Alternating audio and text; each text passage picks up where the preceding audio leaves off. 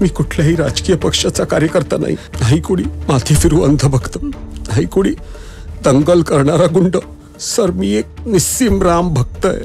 30 वर्षाच्या प्रतीक्षेत फक्त एकच स्वप्न होतं, अयोध्येमध्ये भव्य राम मंदिर व्हावं. आज आपण सर्वजण श्री राम मंदिराच्या दर्शनासाठी अयोध्या वारीच्या निमित्ताने भेटलेलो आहोत. जसा एक वारकरी पंढरीची आषाढीची वारी भक्तिभावाने विठ्ठल नामात तल्लीन होऊन करतो, तशीच आपली ही अयोध्याची वारी व्हावी अशी जगदंबे चरणी प्रार्थना. जय श्री राम.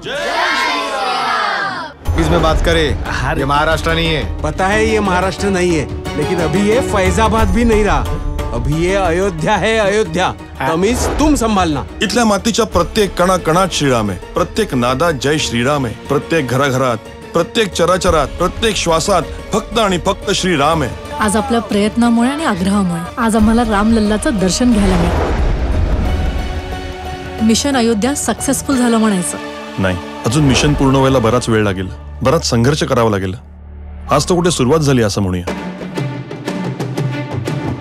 माणूस स्वतःची योजना तर तयार करतो, पण तिला विधाता कसा प्रतिसाद देतो यावर त्या योजनेचा पुढचा प्रवास अवलंबून असतो. स्कूल के बच्चों ने हमें सामान उतारते हुए देख लिया है.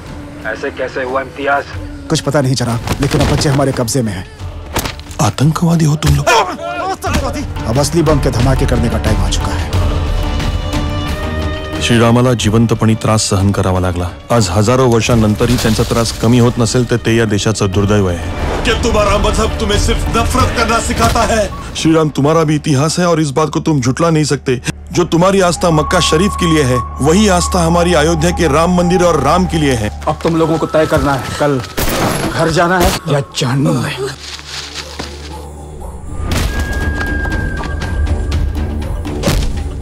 संभाजी पैदा होईल तो फक्त महाराष्ट्राच्या कुशीत आणि शिवरायांच्या मुशीतच.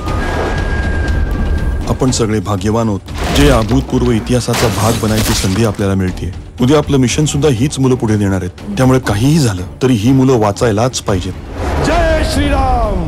जय श्री राम. कल हम इन लोग को ढाल बनाकर इन्हीं की बस से अयोध्या में घुसेंगे. मैं तुम्हें अयोध्या नहीं पहुंचने दूंगा.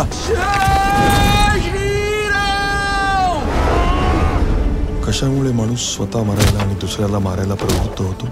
या प्रश्नाचं उत्तर देणं खूप कठीण आहे.